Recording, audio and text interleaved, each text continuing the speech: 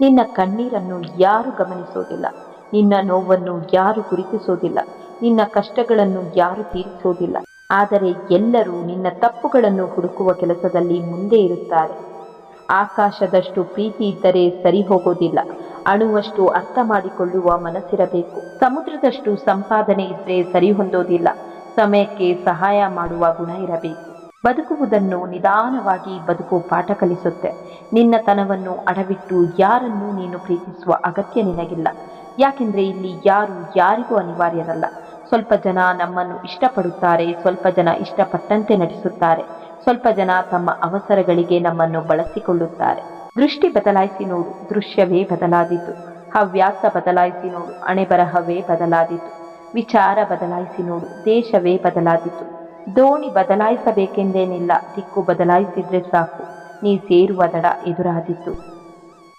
ಹುಲಿಗಿಂತ ವೇಗವಾಗಿ ಓಡದಿದ್ರೆ ಜಿಂಕೆ ಬದುಕಲ್ಲ, ಜಿಂಕೆಗಿಂತ ವೇಗವಾಗಿ ಓಡದಿದ್ರೆ ಹುಲಿಯೂ ಬದುಕಲ್ಲ.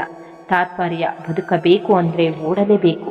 ಅದು ಜಿಂಕೆಯಾದರೂ ಅಷ್ಟೇ, ಹುಲಿಯಾದರೂ ಅಷ್ಟೇ. ಜೀವನದಲ್ಲಿ ಮೊದಲು ಕೆಟ್ಟ ವ್ಯಕ್ತಿಗಳನ್ನು ನಂಬಿ ಮೋಸ ಹೋಗುತ್ತೇವೆ, ನಂತರ ಒಳ್ಳೆಯ ವ್ಯಕ್ತಿ ಸಿಕ್ಕಿದಾಗ ನಂಬುವುದನ್ನೇ ಬಿಟ್ಟು ಬಿಡುತ್ತೇವೆ. ಬದುಕಿದರೆ ಹೇಗೆ ಬದುಕಬೇಕು? ನಮ್ಮನ್ನು ಕಳೆದುಕೊಂಡವರಿಗೆ ಪಶ್ಚಾತ್ತಾಪ ಪಡುವಂತೆ ಇರಬೇಕು, ನಮ್ಮನ್ನು ಉಳಿಸಿಕೊಂಡವರಿಗೆ ಅದೃಷ್ಟ ಎನ್ನುವ ರೀತಿ ಬದುಕಬೇಕು. ಬದುಕು ಬೊಗಸೆಯಲ್ಲಿ ಹಿಡಿದಿಟ್ಟ ನೀರಂತೆ, ಬಸಿದು ಹೋಗುವ ಮುನ್ನ ಬಳಸಬೇಕು ಪ್ರತಿಕ್ಷಣ ವ್ಯರ್ಥವಾಗದಂತೆ. ಪ್ರಭಾವ ನೋಡಿ ಹತ್ತಿರ ಬರುವ ಜನರಿಗಿಂತ ಸ್ವಭಾವ ನೋಡಿ ಹತ್ತಿರ ಬರುವವರೇ ನಮ್ಮ ನಿಜವಾದ ಹಿತೈಷಿಗಳು. ಸ್ಪಂದನೆಗಳೇ ಇಲ್ಲದ ಜಾಗದಲ್ಲಿ ಭಾವನೆಗಳ ಸಂತೆ ನಡೆಸಿದ್ರೆ ಬಂಡೆಗಳ ಮೇಲೆ ನೀರು ಸುರಿದಂತೆ. ಯಾರಾದರೂ ನಿಮ್ಮ ಭಾವನೆಗಳಿಗೆ ನೋವುಂಟು ಮಾಡಿದರೆ, ಅವರನ್ನು ಕೊಲ್ಲುವಷ್ಟು ಸಿಟ್ಟು ನಿಮ್ಮ ಮನಸ್ಸಿನಲ್ಲಿದ್ದರೆ, ನಿಮ್ಮ ನಗುವಿನಿಂದಲೇ ಅವರನ್ನು ಕೊಂದು ಬಿಡಿ. ಹೀಯಾಳಿಸುವವರ ಮುಂದೆ ನಗುವಿಗಿಂತ ಹರಿತವಾದ ಆಯುಧ ಮತ್ತೊಂದಿಲ್ಲ. ಪ್ರತಿ ವಸ್ತುವಿಗೂ ಬೆಲೆ ಕಟ್ಟುವಷ್ಟು ಸಿರಿವಂತನಾಗು, ಆದರೆ ಪ್ರತಿಯೊಬ್ಬರ ಭಾವನೆಗಳಿಗೆ ಬೆಲೆ ಕೊಡದಷ್ಟು ಬಡವನಾಗಬೇಡ. ಜೀವನದಲ್ಲಿ ಯಾರನ್ನೂ ಹಗುರವಾಗಿ ಪರಿಗಣಿಸಬೇಡಿ, ಎಲ್ಲರನ್ನೂ ಗೌರವದಿಂದ ಪ್ರೀತಿಯಿಂದ ಕಾಣಿರಿ. ಇಲ್ಲದಿದ್ದರೆ ಒಂದು ದಿನ ನಿಮಗೆ ಎಚ್ಚರವಾದಾಗ ತಿಳಿಯುತ್ತೆ, ಕಲ್ಲುಗಳನ್ನು ಹೆಕ್ಕುವ ಬರದಲ್ಲಿ ನಾನು ವಜ್ರವನ್ನೇ ಕಳೆದುಕೊಂಡೆ ಎಂದು.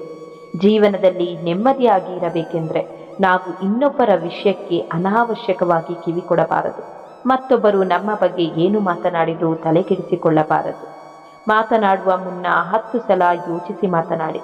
ಮಾತನಾಡುವ ಅವಕಾಶ ಸಿಕ್ಕಿದೆ ಅಂತ ಯೋಚಿಸದೆ ಮಾತನಾಡಿ ಒಬ್ಬರ ಮನಸ್ಸನ್ನು ನೋಯಿಸಬಾರದು. ನಮ್ಮ ಮಾತುಗಳು ದಾರಕ್ಕೆ ಜೋಡಿಸಿದ ಮುತ್ತಿನಂತೆ ಇರಬೇಕು ಹೊರತು ಕುತ್ತಿಗೆಗೆ ಬೀಳುವ ದಾರದಂತೆ ಇರಬಾರದು. ಇರುವೆ ಯಾರಿಗೆ ಕಚ್ಚಿದ್ರೂ ಸಾಯುವುದು ಇರುವೆಯೇ ಎಂಬುದನ್ನು ಅರಿಯುವ ಮನುಷ್ಯ ಇನ್ನೊಬ್ಬರಿಗೆ ಕೆಡುಕನ್ನು ಬಯಸಿದ್ರೆ ತನಗೆ ಕೆಡುಕುಂಟಾಗುತ್ತದೆ ಎಂಬುದನ್ನು ಮಾತ್ರ ಅರಿಯುವುದಿಲ್ಲ. ಮೂರ್ಖರ ಜೊತೆ ವಾದಕ್ಕಿಳಿಯುವುದು ಕೆನ್ನೆ ಮೇಲೆ ಕೂತ ಸೊಳ್ಳೆ ಹೊಡೆದಂತೆ. ಸೊಳ್ಳೆ ಸಾಯಬಹುದು ಅಥವಾ ತಪ್ಪಿಸಿಕೊಳ್ಳಬಹುದು, ನಿಮ್ಮ ಕೆನ್ನೆಗೆ ಏಟು ಮಾತ್ರ ಗ್ಯಾರಂಟಿ. ಗಾಯವಾಗದಿದ್ರೆ ಧೈರ್ಯ ಬರುವುದಿಲ್ಲ, ತಪ್ಪು ಮಾಡದೇ ಇದ್ರೆ ಕಲಿಯುವುದಿಲ್ಲ, ಸೋಲದಿದ್ರೆ ಗೆಲ್ಲುವುದಿಲ್ಲ. ಯಾವುದಕ್ಕೂ ನಾವು ಉತ್ಸಾಹ ಕಳೆದುಕೊಳ್ಳಬಾರದು ಅಷ್ಟೇ. ಭಯ ಇಲ್ಲದವನನ್ನು ಸಮುದ್ರಕ್ಕೆ ಎಸೆದರೂ ಬದುಕಿ ಬರುತ್ತಾನೆ, ಆದರೆ ಭಯ ಇರುವವನನ್ನು ತೊಟ್ಟಿಗೆ ಹಾಕಿದರೂ ಎದರಿ ಪ್ರಾಣ ಬಿಡುತ್ತಾನೆ. ಮನಸ್ಸಿನಲ್ಲಿ ಇರುವ ಭಯವನ್ನು ಮೊದಲು ಕಿತ್ತೆಸೆಯೋಣ. ಯಾರಾದರೂ ನಿಮ್ಮ ಬಳಿ ಬಂದು ತನ್ನ ಸಮಸ್ಯೆಯನ್ನು ನಿಮ್ಮೆದುರು ವ್ಯಕ್ತಪಡಿಸುತ್ತಾನೆಂದರೆ ದೇವರಲ್ಲಿರುವಂತಹ ಪೂರ್ಣ ವಿಶ್ವಾಸ ಅವನಿಗೆ ನಿಮ್ಮ ಮೇಲಿದೆ ಎಂದು ಅರ್ಥ. ಆ ವಿಶ್ವಾಸಕ್ಕೆ ಸೂಕ್ತ ಮೌಲ್ಯ ಕೊಡಿ. ಈಗಿರುವ ನಿಮ್ಮ ಸ್ಥಿತಿಯೇ ಅಂತಿಮ ನಿಲ್ದಾಣ ಅಂದುಕೊಳ್ಳಬೇಡಿ. ಉತ್ತಮವಾದದ್ದು ಬರುವುದು ಇನ್ನೂ ಬಾಕಿ ಇದೆ ಎಂದು ಭಾವಿಸಿ ಮತ್ತು ಆ ದಿಸೆಯಲ್ಲಿ ಕಾರ್ಯಪ್ರವೃತ್ತರಾಗಿ ಕ್ರಮೇಣ ಈಗಿರುವುದಕ್ಕಿಂತಲೂ ಉತ್ತಮ ಸ್ಥಿತಿಯಲ್ಲಿರುತ್ತೀರಾ. ಅವಮಾನ ಎದುರಿಸಲು ಇರುವ ದಾರಿ ಎಂದರೆ ನಿರ್ಲಕ್ಷಿಸೋದು. ನಿರ್ಲಕ್ಷಿಸಲು ಆಗದಿದ್ದರೆ ನಕ್ಕು ಬಿಡಿ, ನಗಲು ಆಗದಿದ್ದರೆ ಸಾಧಿಸಿ. ನಿಂದಿಸುವವರ ಮಾತುಗಳನ್ನು ಸುಳ್ಳೆಂದು ಸಾಬೀತುಪಡಿಸಿ. ಸಮಯ ಒಳ್ಳೆಯದೇ ಆಗಿರಲಿ ಕೆಟ್ಟದ್ದೇ ಆಗಲಿ, ಒಂದು ಪಾಠವನ್ನಂತೂ ಕಲಿಸಿಯೇ ಕಲಿಸುತ್ತೆ. ಒಳ್ಳೆಯ ಸಮಯದಲ್ಲಿ ಎಲ್ಲರೂ ನಮ್ಮವರಾಗಿದ್ದರೆ, ಕೆಟ್ಟ ಸಮಯದಲ್ಲಿ ನಮ್ಮವರೇ ಬೇರೆಯವರಾಗಿ ಬದಲಾಗಿರುತ್ತಾರೆ. ತಿದ್ದದೆ ತೀಡದೆ ಅಂದ ಕಾಣದು ಗೊಂಬೆ, ಬಿತ್ತದೆ ಕೆತ್ತದೆ ಬೆಳೆಯದು ಭೂಮಿ. ನಿಂದನೆಗೆ ನೋವಿಗೆ ಅಳುಕಿದ್ರೆ ರೂಪುಗೊಳ್ಳದು ಬದುಕು.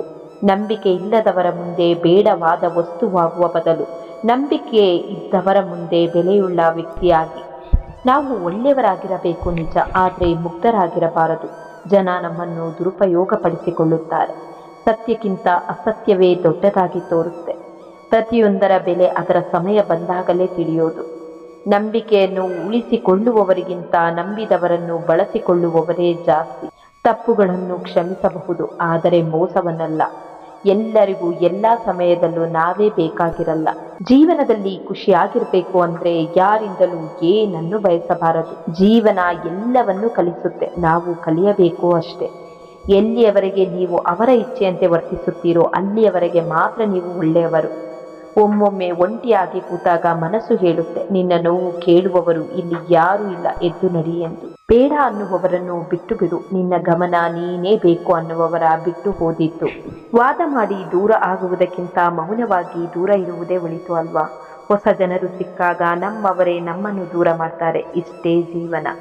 ಜೀವನದಲ್ಲಿ ಯಾವುದನ್ನು ಆಸೆ ಪಡಬಾರದು. ನಮ್ಮ ಹಣೆ ಬರಹ ಏನಿದೆಯೋ ಅದೇ ನಡೆಯುವುದು. ಯಾರ ಜೊತೆ ಎಷ್ಟರ ಮಟ್ಟಿಗೆ ಇರಬೇಕೋ ಅಷ್ಟರ ಮಟ್ಟಿಗೆ ಮಾತ್ರ ಇರಬೇಕು. ಎಲ್ಲರೂ ನಮ್ಮವರು ಎಂದುಕೊಂಡು ಒಳ್ಳೆಯತನಕ್ಕೋಸ್ಕರ ಏನಾದರೂ ಮಾಡಿದರೆ ಕೊನೆಗೆ ನಾವೇ ಕೆಟ್ಟವರಾಗಿ ಬಿಡ್ತೇವೆ.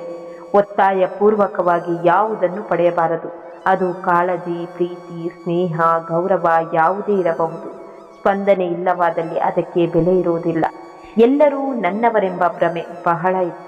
ಹಿಂದೆ ತಿರುಗಿ ನೋಡಿದಾಗ ನನ್ನ ನೆರಳು ಮಾತ್ರ ಇತ್ತು. ಕೈಯಲ್ಲಿರುವ ರೇಖೆಗಳನ್ನು ಅಥವಾ ಹಣೆಯಲ್ಲಿ ಕಾಣದ ಹಣೆಬರಹವನ್ನು ನಂಬಿ ಕುರುಡು ಜೀವನ ನಡೆಸುವುದಕ್ಕಿಂತ ನಮ್ಮ ತಲೆಯಲ್ಲಿರುವ ಜ್ಞಾನವನ್ನು ಮತ್ತು ಮನಸ್ಸಲ್ಲಿರುವ ಆತ್ಮವಿಶ್ವಾಸವನ್ನು ನಂಬಿ ಅರ್ಥಪೂರ್ಣ ಜೀವನ ನಡೆಸಿದರೆ ಯಾವುದೂ ಅಸಾಧ್ಯವಲ್ಲ.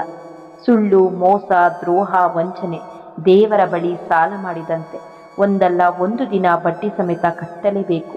ಸತ್ಯ, ಧರ್ಮ, ನ್ಯಾಯ, ನೀತಿಗಳು ದೇವರ ಉಳಿತಾಯ ಖಾತೆಗೆ ಜಮಾ ಮಾಡಿದಂತೆ ಕಷ್ಟ ಕಾಲದಲ್ಲಿ ಸಹಾಯಕ್ಕೆ ಬರುತ್ತೆ. ಜೀವನದಲ್ಲಿ ಯಾರನ್ನು ಅತಿಯಾಗಿ ಪ್ರೀತಿಸಬೇಡಿ, ನಾಳೆ ಅವನು ನಿಮ್ಮ ಶತ್ರುವೂ ಆಗಬಲ್ಲ. ಹಾಗೆ ಯಾರನ್ನು ಅತಿಯಾಗಿ ದ್ವೇಷಿಸಬೇಡಿ, ನಾಳೆ ಅವನು ನಿಮ್ಮ ಮಿತ್ರನೂ ಆಗಬಲ್ಲ. ಜಗತ್ತಿನಲ್ಲಿ ಕಾಲಕ್ಕಿಂತ ಶಕ್ತಿಶಾಲಿಯಾದ ವಸ್ತು ಇನ್ನೊಂದಿಲ್ಲ. ಒಳ್ಳೆಯ ಮನುಷ್ಯ ಎಂದೂ ಸ್ವಾರ್ಥಿಯಾಗೋದಿಲ್ಲ. ಆದರೆ ಅವನಿಗೆ ಯಾವಾಗ ಬೇರೊಬ್ಬರ ಯೋಗ್ಯತೆ ಗೊತ್ತಾಗುತ್ತೋ ಆಗ ಅವರಿಂದ ಮೌನವಾಗಿ ದೂರ ಸರಿಯುತ್ತಾನಷ್ಟೆ. ಮನದಲ್ಲಿ ಕಾಡೋ ಪ್ರತಿ ಪ್ರಶ್ನೆಗಳಿಗೆ ಉತ್ತರ ಹುಡುಕುತ್ತಾ ಹೋದರೆ ಜೀವನದ ನೆಮ್ಮದಿ ಕಳೆದು ಹೋಗುತ್ತೆ. ಆದ್ದರಿಂದ ಕೆಲವು ಪ್ರಶ್ನೆಗಳನ್ನು ಪ್ರಶ್ನೆಗಳಾಗಿಯೇ ಉಳಿಸುವುದು ಉತ್ತಮ. ಗಂಧ ತಿಕ್ಕಿದಷ್ಟು ಸುಗಂಧ, ಕಬ್ಬು ಜಗಿದಷ್ಟು ಸಿಹಿ, ಚಿನ್ನ ಹೊಡೆದಷ್ಟು ಹೊಳಪು. ಜೀವನವೂ ಹಾಗೆ, ನೋವು ಅನುಭವಿಸಿದಷ್ಟು ಸುಂದರ. ಯಾವಾಗ ಮಾತಿನ ಮಹತ್ವ ಕಡಿಮೆಯಾಗುತ್ತದೋ ಆಗ ಮೌನ ವಹಿಸುವುದೇ ಉತ್ತಮ. ಮೌನಕ್ಕಿಂತ ನೇರ ಉತ್ತರ ಮತ್ತೊಂದಿಲ್ಲ. ಖುಷಿಯಾಗಿ ಇರ್ತೀವಿ ಅಂದ ಮಾತ್ರಕ್ಕೆ ನಮಗೆ ನೋವುಗಳೇ ಇಲ್ಲ ಅಂತಲ್ಲ. ನಮ್ಮ ನೋವುಗಳನ್ನು ಮೀರಿ ಜೀವಿಸಬಲ್ಲೆ ಎಂಬ ಆತ್ಮವಿಶ್ವಾಸದ ಪ್ರತೀಕವೇ ಈ ನಗು. ಬದುಕು ಬೊಗಸೆಯಲ್ಲಿ ಹಿಡಿದಿಟ್ಟ ನೀರಂತೆ, ಬಸಿದು ಹೋಗುವ ಮುನ್ನ ಬಳಸಬೇಕು, ಪ್ರತಿಕ್ಷಣ ವ್ಯರ್ಥವಾಗದಂತೆ. ಸುಂದರವಾದ ಕಮಲ ಅರಳಲು ಕೆಸರಿನಿಂದ ಮೇಲೆ ಬರುವುದು ಸಹಜ. ಸುಂದರವಾದ ಜೀವನ ಪಡೆಯಲು ಕಷ್ಟ, ಅವಮಾನ, ಸೋಲುಗಳು ಸಹಜ. ವಿಪರೀತ ತೊಂದರೆಗಳು ಮುಗಿಬಿದ್ದಾಗಲೇ ಗೊತ್ತಾಗದು ಅವರೆಷ್ಟು ಬಲಶಾಲಿ ಅಂತ. ನೋವು ಅನ್ನೋದು ಯಾವಾಗಲೂ ಕಣ್ಣೀರಿನಲ್ಲಿ ಅಡಗಿರುವುದಿಲ್ಲ. ಅದು ಕೆಲವೊಮ್ಮೆ ನಗುವಿನ ಹಿಂದೆ ಮರೆಯಾಗಿರುತ್ತೆ. ನಿಮ್ಮಷ್ಟಕ್ಕೆ ನೀವೇ ಬೆಳೆಯಬೇಕು. ಅದಕ್ಕಾಗಿ ಬೇರೊಬ್ಬ ಶಿಕ್ಷಕನಿರುವುದಿಲ್ಲ. ನಿಮ್ಮನ್ನು ಬೆಳೆಸಿದ ಮತ್ತು ಹರಸಿದ ಕೈಗಳನ್ನು ಎಂದಿಗೂ ಮರೆಯಬೇಡಿ.